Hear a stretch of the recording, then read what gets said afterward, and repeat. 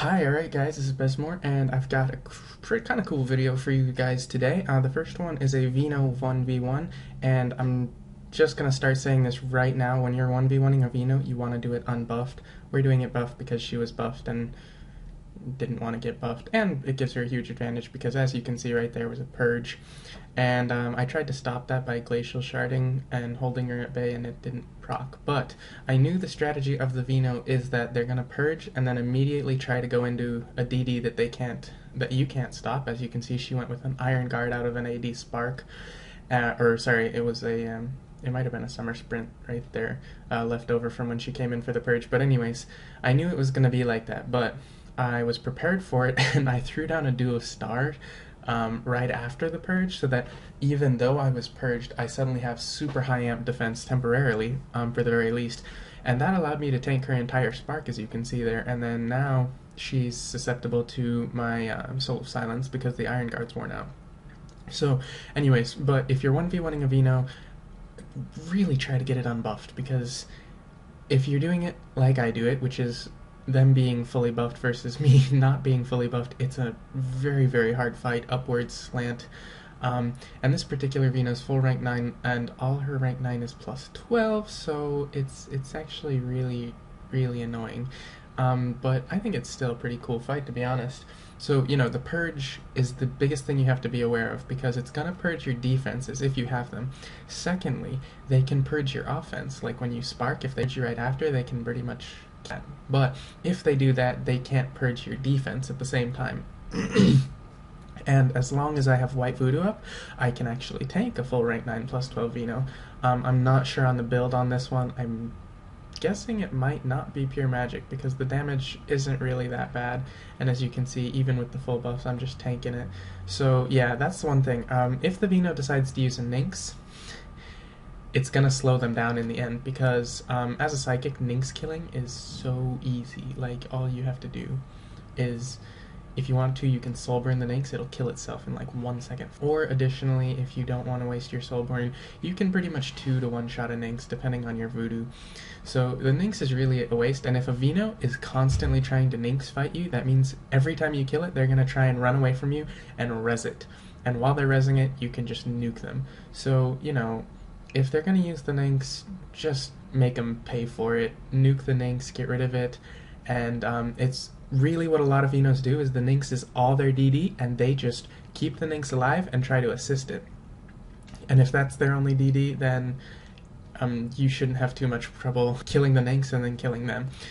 So Nynx, Purge. The other thing is that Venos generally just don't have that great DD. Even though she's fully buffed here, I'm having no problem tanking it. But what you have to realize is their ability to tank is really high. The reason being some of their skills that they have. For example, the transference. As you can see here, she had to AD into another Iron Guard, which was unfortunate, because it ruined my Spark combo. But in this fight, I got her very, very close to death, which is impressive considering the disadvantage of buffs.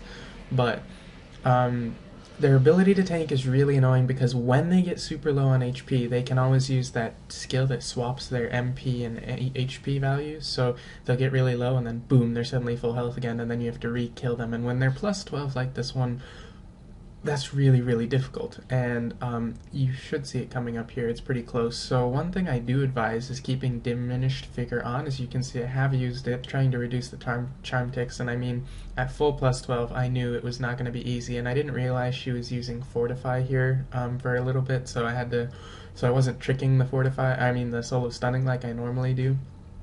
But to kill the Veno, my advice is just the same old stuff. You gotta get them stunned, and then you just do what you gotta do, depending on your psychic's offensive power.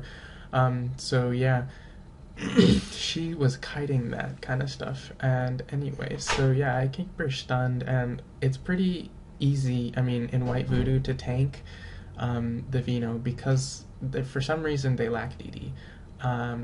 And maybe some people are going to whine and say, she's not using her Nynx or something, but really the Nynx would slow her down, and I can promise you that. So as you can see, this is one of the times where I think I kind of got her close, because I managed to see one more shot here would have done it, but right there she swapped her HP and MP, so she's back to full health.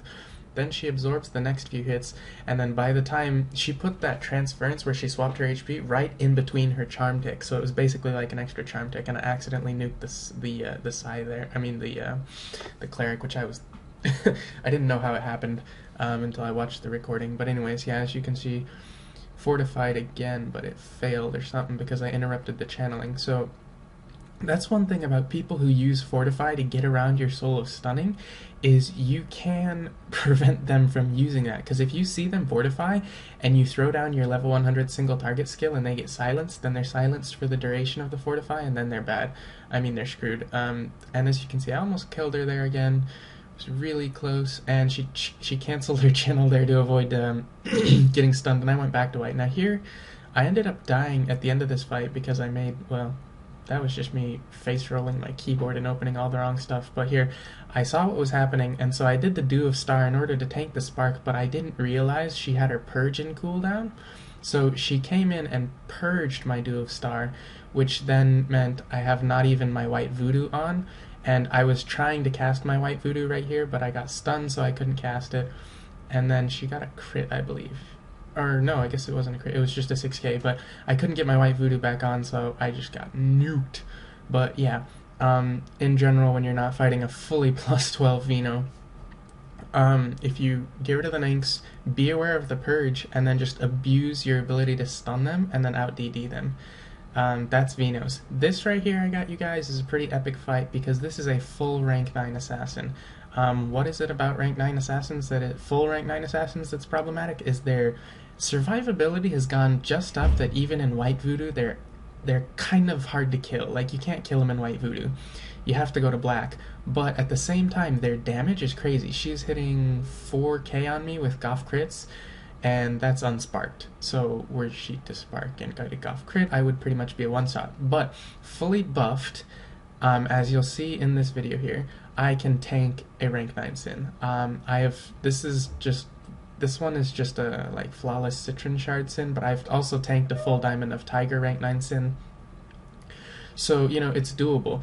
And the thing is, you have to use those physical defense charms, because that's reducing the damage you're taking by a lot. And the other thing is keeping kiting as much as possible. And the only reason I'm kiting is tidal protection. When tidal protection is on, that Sin is like virtually untouchable, because my Earth Vector's not going to work, my Glacial Shards isn't going to work, my stuns won't work, I can't do anything to this assassin. So I said to myself, well, tidal protection lasts, I don't know, 45 seconds, so I'm just going to tank for 45 seconds and then stun them and then kill them.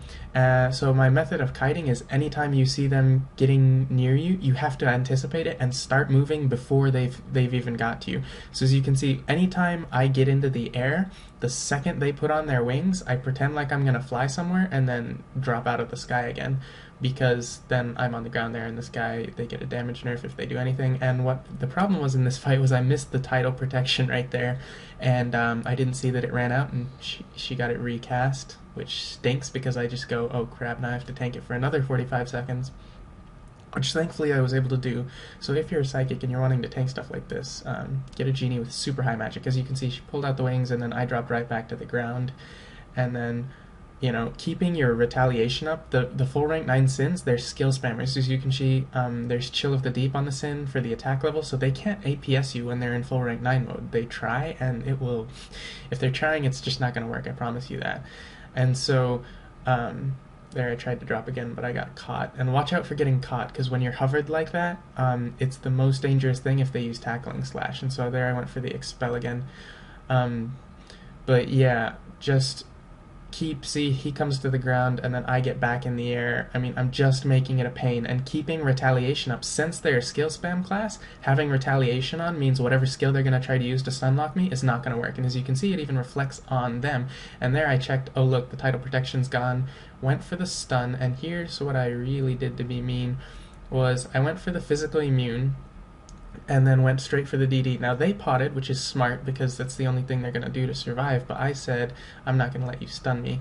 And then I went here, and I tried to re-expel, I think, but it didn't go so well. Anyways, I managed to tick nerves somewhere in here. Oh no, the nerves came back, but I was able to get lucky there and get that in. Anyways, I kind of got lucky there in the end. But the idea is you capitalize on that that title protection running out, because when it's on, and this is a Sage, I think it's Sage, maybe it's not, but when the Sage ones in particular with like the 66% chance to avoid statuses is ridiculous. So do that, and then if you use a vac powder, you're going to be able to, they're not going to be able to do anything except throat cut you, and if you have retaliation up, then you can tank the, or I mean, you can just ignore the throat cut. So yeah, tank it out as long as you can, and then go for it. And that's me showing off their gear. So yeah, but you do have to do this fully buffed. This strategy does not work unbuffed. Unbuffed, I get nuked like crazy by the Goff crits. You just can't tank it without buffs. So yeah, that's the rank 9 sins. And then this was me just killing a barb, because it was a barb and it was in PK, and I said, hey look, it's a barb, and it doesn't have bad gear either. It's like got some plus 11 stuff and level 15 Nirvana axes and everything. Anyways, so yeah, those are my tips for the Veno and the full rank 9 sin. Veno, fight unbuffed, rank 9 sin, fight full buffed. In a 1v1. If it's in a group situation, be aware of the Veno trying to purge you, because psychics are just a pain in group PK, whether you're on DD or not. And I hope you guys enjoy this video, and keep having fun. See ya.